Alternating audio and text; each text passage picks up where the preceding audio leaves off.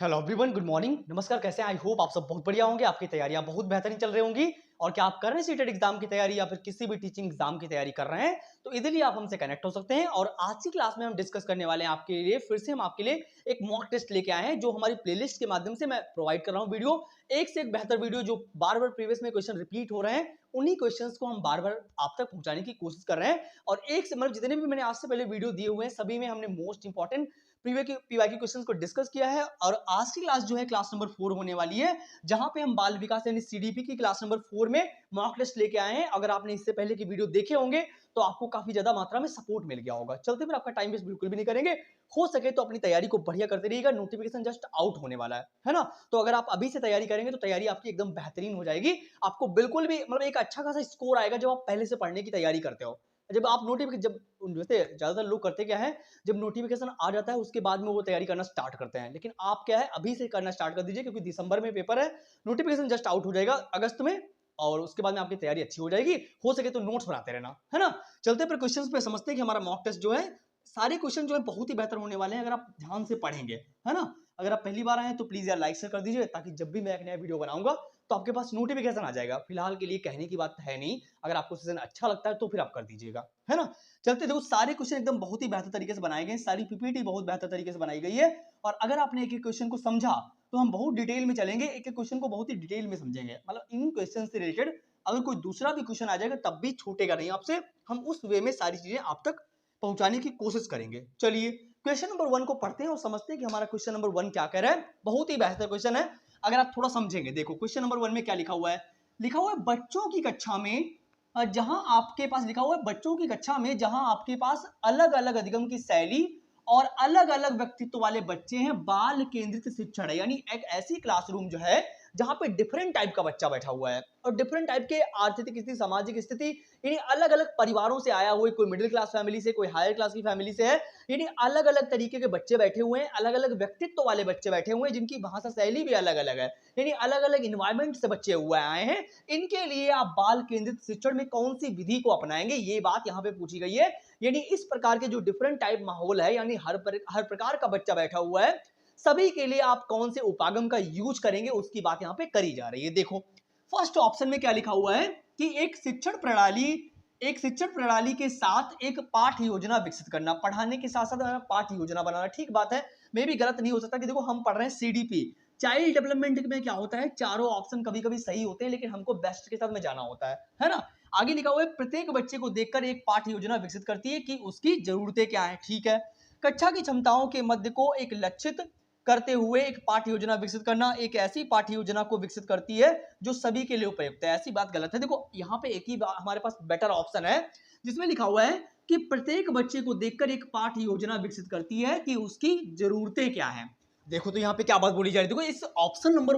2 में क्या लिखा हुआ है, कह रहे हैं कि बच्चों के अकॉर्डिंग, यानी जो बच्चे चाहते हैं उनके अकॉर्डिंग आप अगर उनको टीचिंग लर्निंग मटेरियल प्रोवाइड करा रहे हैं। जैसे मान लीजिए आज की कल की क्लास में क्या होता है, जब भी हम क्लास में जाते हैं तो उससे पहले हम अपनी लेसन प्लानिंग करते हैं। मतलब बच्चों को जरूरत क्या है, जैसे मान लीजिए जब आप उसका टेस्ट लेते हो तो हमें यह पता चलता है कि बच्चों में कहां तक कमी रह गई, उनका आकलन करते हो ना। तो यहाँ पे वही बात लिखी हुई है कि प्रत्येक बच्चे को देखकर ये पाठ योजना विकसित करती है कि उसकी जरूरत क्या है। यानी बच्चे के अकॉर्डिंग अगर आप पढ़ाते हो, क्योंकि आजकल के दौरान आपको सेंसिबल टीचर या फिर अगर हम संवेदनशील टीचर बनना पड़ेगा कि बच्चा चाहता क्या है भाई, उसकी जो नीड कहां पे है, उस अकॉर्डिंग आप काम करिए, तभी वो हमारे को सबसे बेटर ऑप्शन हमारे लिए यही है। तो इसीलिए हम सेकंड ऑप्शन के साथ जाएंगे। एकदम एकदम क्लियर है, क्योंकि मैंने अभी आपको पहले बता दिया था कि सीडीपी क्या है, जहां पे हमको चारों ऑप्शन बेटर दिखेंगे, लेकिन हमको बेस्ट के साथ जाना है ना।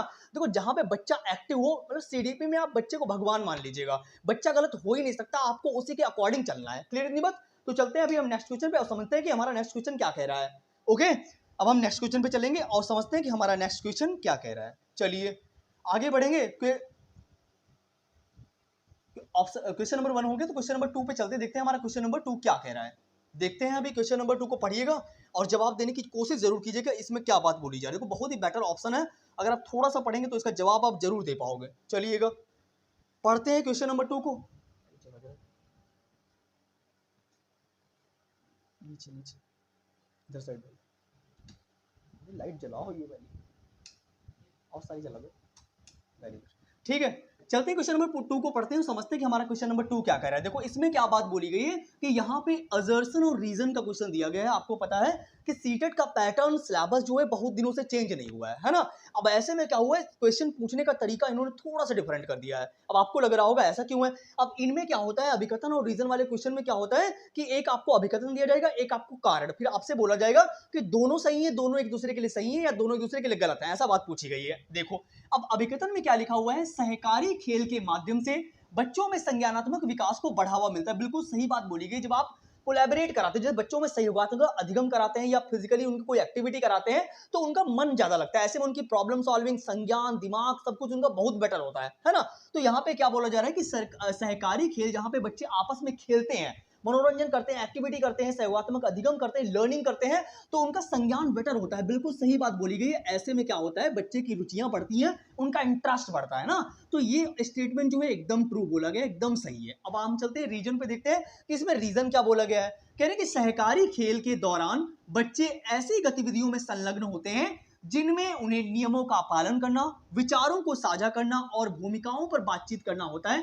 भाई जब बच्चा देखो खुद से एक्टिविटी करेगा, अपने उम्र के साथ वाले बच्चों के साथ में मतलब सहयोगात्मक अधिगम करेगा, एक दूसरे से क्वेश्चन पूछेगा, वह उनसे क्वेश्चन पूछेंगे, तो ऐसे में बच्चा जो होता है थोड़ा ज्यादा क्रियाशील हो जाता है, बच्चा एक्टिव हो जाता है ना। आगे लिखा हुआ है जिससे उनकी सामाजिक और संज्ञानात्मक क्षमताएं बढ़ती हैं। एकदम सही बात बोली गई है।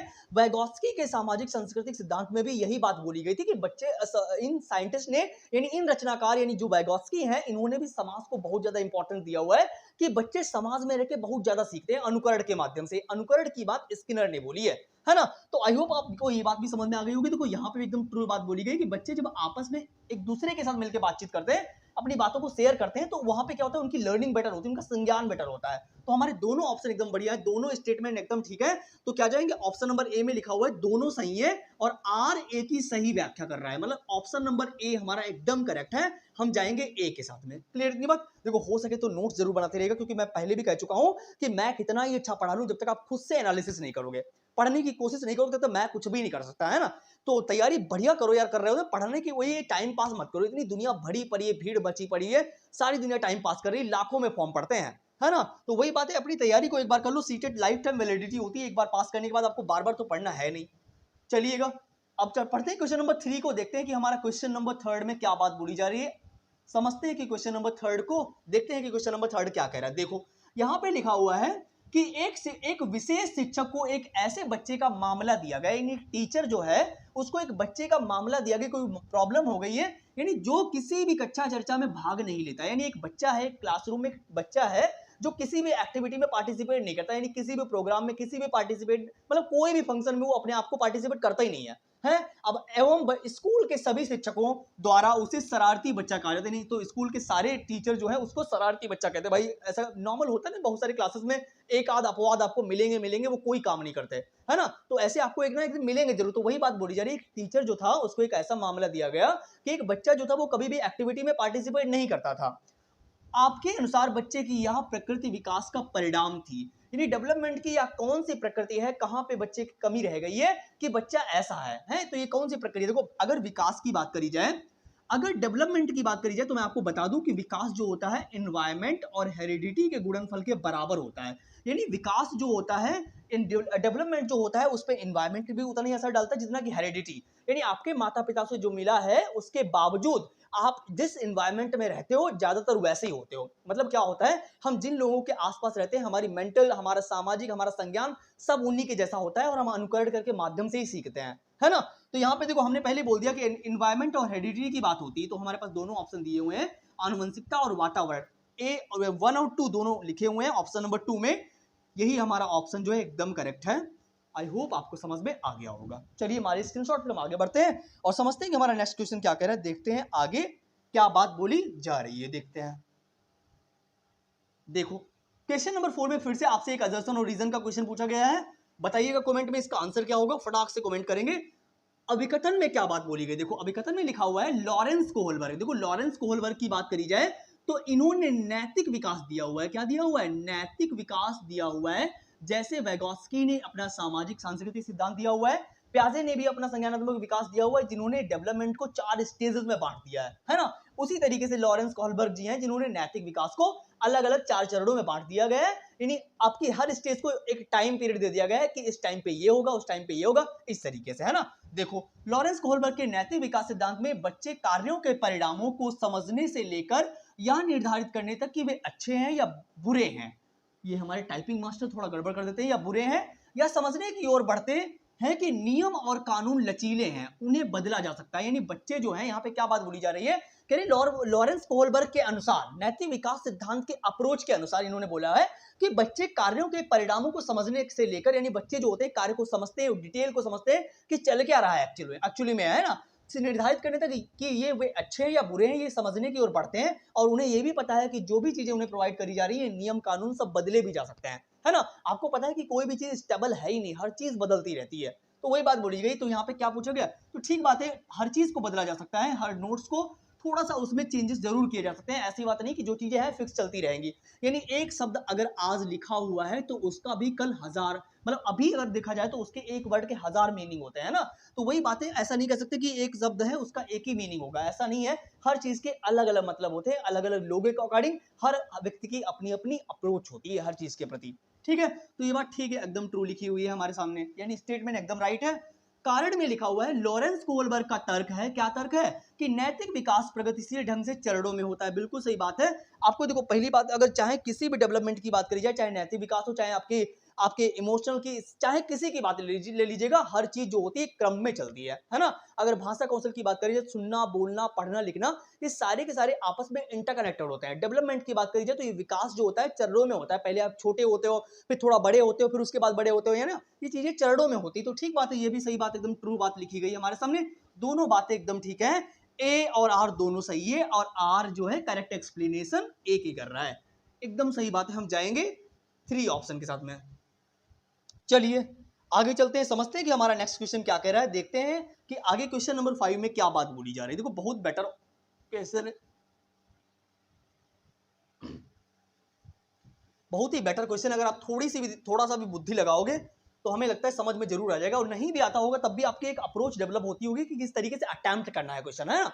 अगर आप प्रैक्टिस करेंगे तो वहां पे तभी आप अच्छे से अटेम्प्ट कर पाओगे। ऐसा मत समझ लेना कि मैं प्रैक्टिस करूंगा ना तो ये तो आसान लग रहा है तो मैं आसानी से वहां पे कर पाऊंगा। जब आप प्रैक्टिस करके जाते हो तो आपका दिमाग वहां पे उसी तरीके से चलता है, क्योंकि ये क्वेश्चन मैंने पढ़ा था, वो याद आ जाता है आपको, भले ही आप प्रैक्टिस करके ना जाओ तुरंत। हाँ, अगर आप पहले से पढ़ रहे हो, देखिएगा क्वेश्चन नंबर 5 में लिखा हुआ है, क्या नाम लिखा हुआ है, साल की एक लड़की, कोई मतलब क्या लिखा हुआ है, साल की एक लड़की अपनी गणित परीक्षा में असफल होने, यहाँ पे 7 साल ऐड कर लीजिए आप। 7 साल की एक लड़की अपनी गणित कक्षा में असफल होने के बाद उदास और चिंतित महसूस कर रही है। यानी कि लड़की जो है वो गणित की परीक्षा में असफल हो रही बार बार, है ना, कह रहे असफल होने के कारण चिंतित महसूस कर रही है। हालांकि विकास का क्षेत्र कुछ आयामों में परस्पर व्यापन होता है, तथापि निम्नलिखित में से विकास का कौन सा क्षेत्र विशिष्ट रूप से स्वयं एवं दूसरों के बारे में भावनाओं की प्रगति अनुक्रम का अध्ययन करता है। देखो यहाँ पे क्या बात बोली है, यहाँ पे फीलिंग की बात करी जा रही है, इमोशंस की बात करी जा रही है कि कोई बालिका जो है अपने टेस्ट में पास ना हो जाने के बजाय हतोत्साहित हो जाती है कि मैं टेस्ट को क्यों नहीं पास कर पा रही हूँ ना। ऐसे में वो चिंतित हो जाती है, उसका इमोशन, मतलब वो रो, अगर मान लीजिए वो रो नहीं रही है, फिर वो इमोशनल हो जाती है। यानी भावात्मक की बात करी गई है ना, भावात्मक विकास की बात करी गई, इमोशनल डेवलपमेंट की बात यहाँ पे करी जा रही है। देखो ये सिंपल सी चीजें हैं, आपने टीचिंग ट्रेनिंग कोर्स कंप्लीट कर लिया है तो इतनी समझ आपके अंदर होगी कि आपको कॉमन सेंस लगा ही सकते हो कि कोई अगर हतोत्साहित हुआ है, अगर इमोशनल हुआ है तो भावात्मक ही होगा, है ना। इमोशनल डेवलपमेंट की बात करी जाएगी ऑब्वियसली। यहाँ पे सामाजिक सांस्कृतिक विकास की कोई बात नहीं हो रही कि आप समाज से रिलेटेड कोई बात कह रहे हैं। चिंता विकास कोई होता नहीं है। नैतिक विकास कोहलबर्ग का है, इसकी यहाँ पे बात हो नहीं रही, तो आंसर को आप इजीली एलिमिनेट भी कर सकते हो अगर आप नहीं चाहते हैं, है ना। तो हम जाएंगे ऑप्शन नंबर 2 के साथ में, यही हमारा एकदम बेटर है। चलते हैं अभी नेक्स्ट क्वेश्चन पे, समझते हैं कि हमारा नेक्स्ट क्वेश्चन क्या कह रहा है। क्वेश्चन नंबर 6 पे चलेंगे। देखो मैं एक बात आपको बता दूं, 110% आप थोड़ा सा ध्यान लगाने की कोशिश कीजिए। मैं आपको ज्ञान ज्यादा नहीं दे रहा हूं, आप ये मत कहिएगा, ठीक है। देखो सपने देखना बहुत आसान होता है, लेकिन उनको पूरा करने के लिए ना उन्हें डायरेक्शन देनी पड़ती है। अब डायरेक्शन के लिए आपको खुद से जबरदस्ती करने की जरूरत नहीं है। जिंदगी ना आपको बहुत सारे मौके देती है कि अभी कुछ कर लो, अभी कुछ कर लो। होता ना कि मैं हमेशा बोलता हूं कि टुमारो ऑलवेज कम्स टुमारो, यानी कल जो होता है वो कल ही आता है ना। तो हो सके तो अपने सपनों पे काम करिए, काम करने की कोशिश करो। है ना। ये मत सोचो कि अभी मैं टाइम पास कर लूं, अभी कर लूं, अभी तो बहुत दिन बचे हुए हैं। समय ना पंख लगा के गुजरता है ऐसे करके, और आप समय ना यूं ही निकल जाएगा, आपको पता भी नहीं चलेगा। तो हो सके तो अपने कामों पे फोकस करो यार मेरे, है ना। चलिए क्वेश्चन नंबर 6 में क्या लिखा हुआ है कि जुड़वा भाई रमेश और सुरेश, यानी दो भाई हैं ट्विंस, जिनका नाम है रमेश और सुरेश, के विकास की दर शुरू से ही भिन्न थी, यानी दोनों का डेवलपमेंट अलग अलग तरीके से हुआ है। जो सुरेश और रमेश जो है वो जुड़वा भाई तो हैं, लेकिन उनका डेवलपमेंट जो विकास जो हुआ है वो अलग अलग चरणों में और अलग अलग तरीके से हुआ है। रमेश का सिर पहले विकसित हुआ, देखो जिसमें क्या होता है सिर पहले विकसित होता है, इस डेवलपमेंट को बोलते हैं, क्या बोलते हैं आप ही बताएंगे कमेंट बॉक्स में, मैं तो भूल गया यार, है क्या बोलते हैं इसको।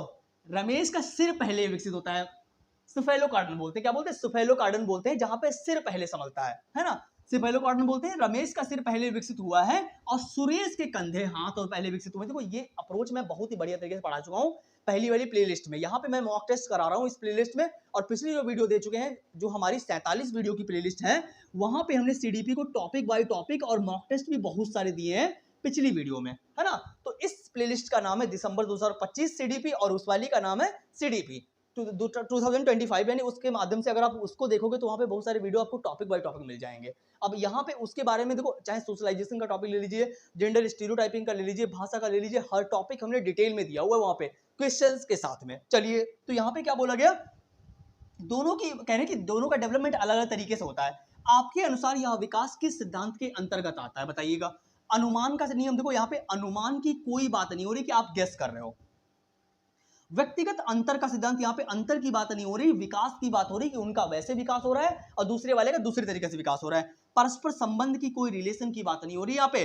विकासात्मक दिशा का सिद्धांत यहाँ पे हम बोलेंगे, दिशाओं की बात हो रही है कि उनका सिर पहले डेवलप हो रहा है और दूसरे वाले के पहले कंधे डेवलप हो रहे हैं, फिर उनकी उंगलियां डेवलप हो रही हैं, ऐसे बात करी जा रही है ना। तो हमारे पास एक ही ऑप्शन बेटर है, हम जाएंगे थर्ड के साथ में। देखो हम टाइम पास नहीं कर रहे हैं और ज्यादा हम लेंथी क्वेश्चंस भी नहीं दे रहे हैं, ताकि आपको आप भी बोलना हो और मैं भी बोलना हो, है ना। अभी हमारे जितने भी वीडियो हैं सभी में हमने 15 से के अराउंड ही क्वेश्चन डिस्कस किए सभी में। चलिए पढ़ते हैं, हमारा क्वेश्चन नंबर 7 क्या कह रहा है। देखो निम्नलिखित में से कौन सी अधिगम अक्षमता वाले बच्चों की विशेषता नहीं है। देखो हमसे यहाँ पे निगेटिव पॉइंट पूछा गया है कि कौन सा निगेटिव पॉइंट है, किसमें कौन सा गलत है। यहाँ पे अधिगम का मतलब, अधिगम की बात करी जाए तो अधिगम से रिलेटेड क्या बात होती है, अधिगम का मतलब है जब आप रूल रेगुलेशन के थ्रू किसी भी चीज को सीखते हो, यानी कोई भी चीज अगर आप सीख रहे हो तो नियम और कानून के द्वारा जब आप सीखते हो तो वो होता है अधिगम। अर्जन वो होता है, अर्जन एक स्वाभाविक प्रक्रिया होती है जब आप अपने एनवायरमेंट के थ्रू सीखते हैं, अपने समाज के थ्रू, अपने से बड़े लोगों के थ्रू कुछ भी सीखते हैं तो वो भाषा अर्जन होता है। ये हम हिंदी पेडोलॉजी में डिस्कस कर चुके हैं ऑलरेडी। चलिए अब यहाँ पे देखते हैं कौन सा निगेटिव पॉइंट, पढ़ने या लिखने में कठिनाई, ठीक बात है। अधिगम अक्षमता की यानी यहाँ पे लर्निंग डिसेबिलिटी की बात करी जा रही है ना। तो यहाँ पे पढ़ने या लिखने में कठिनाई हो तो ठीक बात है, ये तो हमारी डिसेबिलिटी है। लेकिन हमसे गलत बात पूछी गई, देखो जहाँ पे पढ़ने में दिक्कत होती है तो डिसलेक्सिया होता है, आपको कैलकुलेशन करने में प्रॉब्लम होती है तो डिसकैलकुलिया होता है, डिस्प्रैक्सिया होता है समझने में, ये अलग अलग होती है। अब आगे लिखा हुआ है ध्यान और स्मृति की समस्याएं, ठीक बात है, आप ध्यान नहीं लगा पाते हो, स्मृति नहीं लगा पाते, ये भी हमारी क्या है, लर्निंग अक्षमताएं हैं, लर्निंग डिसेबिलिटीज हैं। सामाजिक संपर्क में संघर्ष, ठीक बात है, ये भी हमारा सही है। लेकिन यहाँ पे एक ही बात गलत लिखी है, बौद्धिक कामकाज में कमी। देखो जिनको कोई शारीरिक कमी होती है ऐसा नहीं हो सकता कि उनके पास दिमाग नहीं है। आपने देखे होंगे, सूरज सर का एग्जांपल ले लीजिए, उनके दोनों हाथ नहीं है, दोनों पैर नहीं है, मतलब दोनों पैर नहीं है, एक हाथ है और एक पैर में 3 उंगलियां हैं केवल, और वो आईएएस बने हुए हैं। अगर ऐसा होता तो वो क्यों आयुष बनते, है ना। तो ऐसा नहीं कह सकते कि शारीरिक कोई विकार है तो उनकी बुद्धि में कोई विकार है, ऐसा बिल्कुल भी नहीं है। तो यही हमारे पास एकदम रॉन्ग है, जो गलत है वही सही है, क्योंकि पूछा ही हमसे गलत गया है। तो option number 2 is the correct option over है।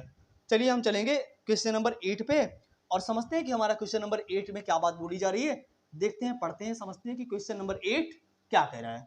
देखो हो सके तो यार मजे मजे में सीख लो, यहाँ पे कुछ होता है नहीं ऐसा जो आपको समझना है। चलिए सीडीपी बहुत मजेदार होती है, अगर आपने सीडीपी पढ़ ली तो हिंदी और इंग्लिश आपकी अपने आप तैयार हो जाएगी, क्योंकि जब से पेपर ऑफलाइन हुआ तो अभी 24 में, इससे पहले जो ऑनलाइन पेपर हुआ था, तो जब से पेपर ऑनलाइन होना शुरू हुआ तब से हिंदी पेडोलॉजी थी वो जस्ट इंग्लिश में ट्रांसलेट होकर आ रही है। देखो लिखा हुआ है CWSN, क्या लिखा हुआ है, CWSN के संदर्भ में सहायक प्रौद्योगिकी शब्द का अर्थ क्या है। देखो प्रौद्योगिकी का अर्थ क्या है, कोई भी प्रौद्योगिकी जो समग्र विद्यालय की आधारभूत संरचना को बढ़ाती है, बिल्कुल गलत बात, यहाँ पे इसकी कोई बात नहीं करी गई।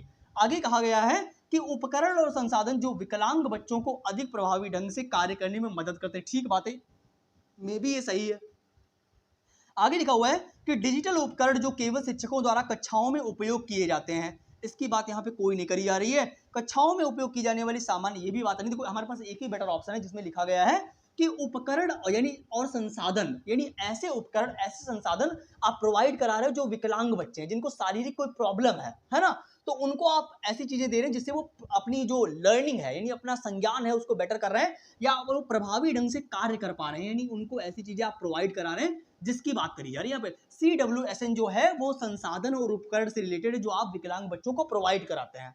चलिए हम जाएंगे ऑप्शन नंबर 2 के साथ में। Option number 2 is the right answer over है।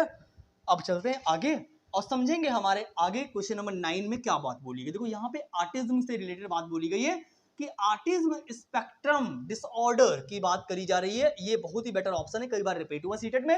लिखा हुआ है ऑटिज्म स्पेक्ट्रम डिसऑर्डर ASD से पीड़ित बच्चों के लिए ये काम चुनौतीपूर्ण हो सकते हैं। कौन से काम जो हैं जो ASD से जो पीड़ित बच्चे होते हैं उनके लिए चुनौतीपूर्ण होते हैं? नियमित गतिविधियों का पालन करना, संप्रेषण करना और सामाजिक रूप से बातचीत करना, विस्तृत कार्यों पर ध्यान केंद्रित करना, सरल गणितीय समस्याओं को हल करना। देखो यहाँ पे किसकी बात करी जा रही है? ऐसे बच्चे जो होते हैं संप्रेषण करना और सामाजिक रूप से बातचीत करना। देखो अब हमारे पास विस्तृत कार्यों पर ध्यान केंद्रित करना, इसकी बात नहीं हो रही। सरल गणितीय समस्याओं को हल करने, इसकी बात नहीं हो रही। नियमित गतिविधियों का पालन करना, नहीं। हमारे पास एक ही ऑप्शन है जहां पे ASD से पीड़ित बच्चे होते हैं उनको संप्रेषण करना और सामाजिक रूप से बातचीत करना, यानी उन्हें एक दूसरे से बात करने में प्रॉब्लम होती है। वो क्या होते हैं कि अपने आसपास के लोगों से संप्रेषण का मतलब होता है जब आप कुछ बोल के अपनी बातों को प्रकट करते हो, है ना, लिख के प्रकट करते हो, तो भाषा जो होती है वो एक संप्रेषण का माध्यम होती है जब आप कुछ कह के प्रकट करते हो दूसरे के सामने, है ना। तो उसी की बात यहाँ पे करी जा रही है। ऐसे लोगों में क्या होता है, संप्रेषण की कमी होती है, उनको कठिनाई होती है दूसरे से बात करने में, इंटरेक्ट करने में, है ना। तो option number 2 is the right answer over here. चलते हैं आगे, समझते हैं कि आगे क्या बात बोली गई है क्वेश्चन नंबर 10 में। क्वेश्चन नंबर 10 को पढ़ते हैं और देखते हैं, ये भी उसी से मिलता जुलता क्वेश्चन है। आई होप आप जवाब जरूर दे पाओगे। देखो पढ़ते रहो यार मेरे, है ना। एक ही हमारे पास ऑप्शन है क्योंकि हम उस फैमिली से नहीं है जहां पे बोला जाए कि जा सिमरन जी ले अपनी जिंदगी, हमको 10-20 लाख के 10-20 करोड़ रुपए दे दिए गए, भैया जाओ मकान बनाओ, बिजनेस करो, काम करो, है ना। हम मिडिल क्लास फैमिली के बच्चे जो होते हैं क्या करते हैं, हम लोग क्या करते हैं, अपना खुद का धीरे धीरे स्टार्ट करते हैं, खुद से काम करने की कोशिश करते हैं, और ऐसे में जब आप सक्सेस होते हैं तो वो अलग ही मजा होता है। चलिए क्वेश्चन नंबर 10 में क्या बोला गया है कि अटेंशन, क्या लिखा हुआ है, attention deficit hyper activity disorder यानी ADHD वाले बच्चों के लिए कौन सा शिक्षण पद्धति फायदेमंद है। यानी जो ADHD से वाले पीड़ित बच्चे होते हैं इनके लिए कौन सी पद्धति जो होती है वो शिक्षण पद्धति फायदेमंद, कौन सा टीचिंग लर्निंग जो होती है, टीचिंग प्रोसेस जो होती है वो उनके लिए फायदेमंद होती है। उन्हें व्यस्त रखने के लिए लंबे और जटिल, भाई ऐसा कोई भी बात नहीं। मैंने अभी आपको बताया था कि बच्चों को व्यस्त नहीं, बच्चों के प्रति संवेदनशील रहिए, उनके अकॉर्डिंग काम करिए जिस तरीके से वो चाहते हो, है ना। तो ये तो गलत हो गया। आगे लिखा हो उनसे लंबे समय तक स्थिर बैठने की अपेक्षा करना। ऐसा मत करो यार कि दिन भर बच्चे को बिठा ले रखो, कुछ मत करो, कम टाइम में उनको ज्यादा सिखाने की कोशिश करो, है ना।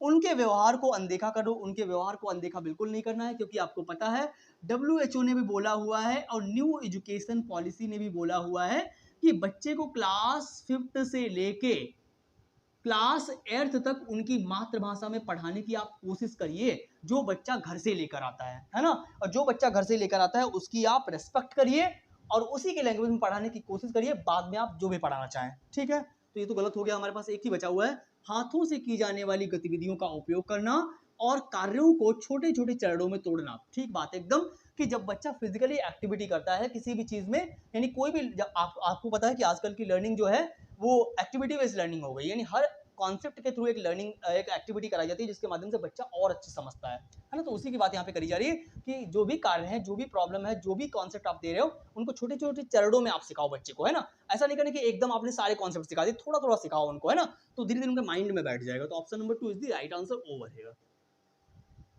चलते हैं आगे, समझते हैं कि क्वेश्चन नंबर 11 में क्या बात बोली गई। देखो NEP 2020 में के अराउंड कोई बात बोली गई है, इसको पढ़ते हैं, देखते हैं क्या बात बोल रहे हैं। ये पढ़िए जरा और जवाब दीजिए कि क्या बात बोली जा रही है यहाँ पे।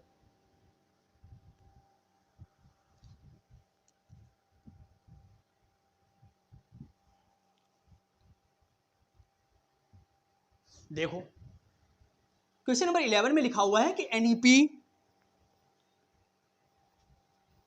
क्वेश्चन नंबर 11 में लिखा हुआ है कि एनईपी 2020 में निम्नलिखित में से क्या प्रस्तावित है। इनमें से मतलब 2000 एनईपी जो न्यू एजुकेशन पॉलिसी है इसके अनुसार क्या प्रस्तावित है। कह रहे हैं अपनी मातृभाषा में शिक्षित होना और शैक्षिक तकनीकी प्रगति के लिए हानिकारक है। स्कूलों में बच्चों को अपनी पहली भाषा के रूप में अंग्रेजी नहीं सिखानी, उसकी मातृभाषा सिखाओ आप। बहुभाषावाद से युवा छात्रों को बहुत संज्ञानात्मक लाभ होता है, ठीक बात है? आगे लिखा हुआ है यहाँ पे द्विभाषी, क्या लिखा हुआ है? द्विभाषी दृष्टिकोण छात्रों को भ्रमित करता है और अधिगम में बाधा डालता है। ये बात गलत, बिल्कुल गलत बात लिखी हुई है कि जब आपको एक भाषा पहले से आती है और अगर आप अदर भाषाएं सीखने की कोशिश करते हो तो पहले का जो आपका नॉलेज है वो आपको मतलब कि मदद करता है, हेल्प करता है। बाधा क्यों डालेगा? तो गलत हो गया, ये भी गलत हो गया। अपनी मातृभाषा में शिक्षित होना और शैक्षिक और तकनीकी प्रगति के लिए हानिकारक क्यों? ये तो गलत बात है भाई। अपनी मातृभाषा में जब आप चीजें सीखोगे तो वो हानिकारक क्यों होगा? वो तो हेल्पफुल होगा हमारे लिए। एक ही गलत लिखा हुआ है। देखो यहाँ पे एकदम सही बात इसमें लिखी गई है कि बहुभाषावाद से युवा को बहुत लाभदायक मतलब संज्ञानात्मक लाभ हुआ है।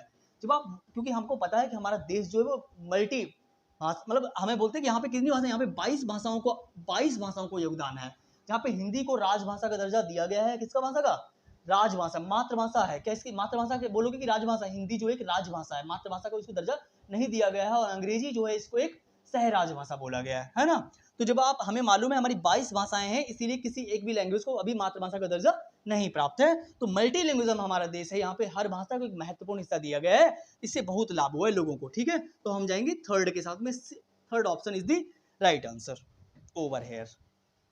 चलते हैं आगे और समझते हैं कि क्वेश्चन नंबर 12 में क्या बात बोल रहे हैं। देखो ये क्वेश्चन बहुत जबरदस्त होने वाला है आपके लिए, पढ़िए जरा और बताइए कि ये हमारे पास आंसर क्या होगा इसका। चलिए देखो लिखा हुआ है क्वेश्चन नंबर 12 में कि एक छोटी लड़की है, पहली बार जिंगसा खेल खेल रही, कोई गेम खेल रही जिसका नाम है जिगसा। अकेले वह पहेली को हल करने के प्रयास में खराब प्रदर्शन करती है। यानी पहले उसको कोई क्वेश्चन, मान लीजिए एज अ टीचर आपने कोई क्वेश्चन दिया, बच्चा सॉल्व नहीं कर पा रहा है, प्रदर्शन खराब कर रहा है ना, मतलब सही से सॉल्व ही नहीं कर पा रहा है, काम ही नहीं कर पा रहा है। उसके पिता फिर उसके साथ बैठते हैं, कुछ बुनियादी रणनीतियों का वर्णन और प्रदर्शन करते हैं। मतलब पिता ने क्या किया है, उनसे मिलती जुलती कोई एक्टिविटी करा दी, उनके सामने कोई बात कह दी, जैसे कि सभी कोने किनारे के टुकड़े ढूंढना, कुछ टुकड़े प्रदान करना और फिर बच्चा स्वतंत्र रूप से अच्छा काम करने लगता है। या किसका एक उत्कृष्ट उदाहरण है। देखो यहाँ पे किसकी बात बोली गई है। देखो एक सिंपल बात बोली जा रही है कि बच्चा, मान लीजिए आपने कोई कॉन्सेप्ट दिया और बच्चा कर नहीं पा रहा है उस कॉन्सेप्ट को, अटक रहा है कहीं पे, तो अगर टीचर ने थोड़ी सी हेल्प कर दी, थोड़ी सी मदद कर दी, थोड़ा सपोर्ट कर दिया, है ना, तो बच्चा अपने काम को पूरा कर लेता है। ये वैगोत्स्की जो हमारे रचनाकार हुए हैं उनके अकॉर्डिंग ये पाड़ होती है। पाड़ का मतलब क्या है? सपोर्ट, जिसको बोलते हैं स्कैफोल्डिंग, मचान बोलते हैं, जिसको ढांचा बोलते हैं। और इनमें से कोई ना कोई ऑप्शन हमारे पास दिया जरूर होगा। जो व्यक्ति ज्यादा जानता है इसकी कोई बात नहीं करी गई यहाँ पे। संभावित विकास का क्षेत्र है, इसकी कोई बात नहीं करी गई। उपयुक्त में से कोई नहीं, कोई ये गलत बात है। इसके पाड़ की यहाँ पे बात करी जा रही है, और पाड़ ही जो होता है वो मचान होता है, स्कैफोल्डिंग होता है, मदद होता है, यानी इस चीज को बोला गया है पाड़, ठीक है। आई होप आपको ये बात भी समझ में आ गई होगी। और जो हमसे ज्यादा जानता है उसको बोलते हैं मोर नॉलेजेबल देन अदर, जिनसे हम सीखने की कोशिश करते हैं। ये भी वैगोत्स्की ने इसके बारे में बताया हुआ है, इसके बारे में भी वैगोत्स्की ने ही बताया हुआ है। समझ में आ गया आप लोगों को? चलते हैं फिर आगे, समझते हैं कि आई होप आपको ये बात, क्वेश्चन भी समझ में आ गया होगा। तो third option is the right answer over here. आगे चलते हैं, समझते हैं कि हमारा क्वेश्चन नंबर 13 क्या कह रहा है। देखते हैं कि क्वेश्चन नंबर 13 लास्ट क्वेश्चन हमारा है, और आई होप इसका आप जवाब जरूर दे पाओगे। समझते हैं कि क्वेश्चन नंबर 13 हमारा क्या कह रहा है। देखो लास्ट क्वेश्चन है, आप जवाब जरूर दीजिएगा, हो सके तो थोड़ी कोशिश करिए यार, है ना। लिखा हुआ है निम्नलिखित में से कौन सी रणनीति सामाजिक गतिविधि के रूप में अधिगम के विचार में मेल खाती है। व्यक्तिगत कार्यपत्र को चुपचाप पूरा करने के लिए सौंपना, समूह चर्चा और सहकारी। देखो एक ही हमारे पास मिल गया, पहले केवल पे जाना नहीं, आपको केवल जहां दिख जाए काट दीजिएगा। बिना किसी बातचीत के सख्त अच्छा, अरे यार सख्त वातावरण नहीं बनाना है भाई, आपको साथ में रखना है सारी चीजों को, समझ में आ गया। तो ये बात भी गलत हो गई। व्यक्तिगत कार्यपत्र की कोई चुपचाप रहने की कोई बात हो नहीं रही यहाँ पे। तो हमारे पास एक ही बचा हुआ है, समूह चर्चा और सहकारी शिक्षण कार्य, जहां पे कोलैबोरेटिव लर्निंग होगा, सहयोगात्मक अधिगम होगा, डिस्कशन होगा, आपस में कोलैबोरेटिव लर्निंग होगी। बच्चे जो हैं आपस में क्वेश्चन पूछ रहे होंगे बार बार, तो ऐसे में जो है हमारी लर्निंग बेटर होगी, हमारा संज्ञान बेटर होगा, हमारा दिमाग बेटर होगा, हमारी प्रॉब्लम सॉल्विंग, मेंटल, इसके जो भी चीजें हमारे अंदर सारी चीजें आपके बेटर होंगी, है ना। आपके दिमाग से रिलेटेड जितने भी काम होते हैं सब आपके बेटर होंगे, है ना। तो आई होप आपको ऑप्शन नंबर 2 समझ में आ गया। ऑप्शन क्वेश्चन नंबर 13 आपको समझ में आ ही गया होगा, तो option number 2 is the right answer over here. चलते हैं आगे, और आई होप आपको सारे क्वेश्चन समझ में आ ही गए होंगे। तो ओवरऑल सारे क्वेश्चन आपको समझ में आ गए होंगे। आउट ऑफ 13 आपने कितने सही किए वो आप मुझे कमेंट में जरूर बता के जाएंगे, ताकि मुझे भी पता चले कि आपको कहाँ तक समझ में आया, किस क्वेश्चन में आपको डाउट रह गया वो आप मुझे बता के दीजिएगा। आउट ऑफ 13 आपने कितने सही किए वो आप कमेंट में जरूर बताएंगे। सेशन अगर आपको अच्छा लगा हो तो प्लीज यार लाइक शेयर कर देना, ताकि